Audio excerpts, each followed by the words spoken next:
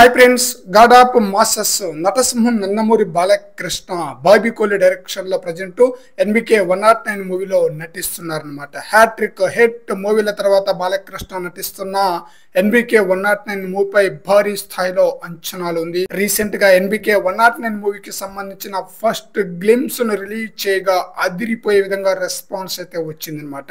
Hat trick hit movie తర్వాత బాలకృష్ణ నటిస్తున్న NBK 109 movie ద్వారా డబల్ హ్యాట్రిక్ కి తొలి అడుగు వేయబోతున్నారు నందమూరి బాలకృష్ణ. ఈ చిత్రంలో బాలకృష్ణ రెండు పాత్రలో నటిస్తున్నారు. రెండు కూడా పవర్ఫుల్ పాత్ర అన్నట.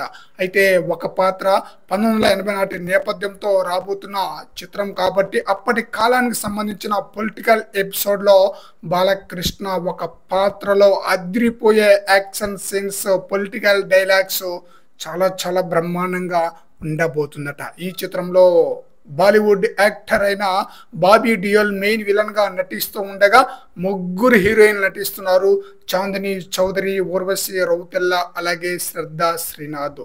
ఊర్వశి రౌతులను మనం ఇంతవరకు స్పెషల్ డాన్సర్ గానే చూసాం, కానీ ఈ చిత్రంలో ఒక స్పెషల్ పాత్రలో నటిస్తుంది, పోలీస్ ఆఫీసర్ పాత్రలో. ఆ పాత్ర బాలయ్యకు పాజిటివ్ గా ఉంటుందా, నెగిటివ్ గా ఉంటుందా అనేది చూడాలి.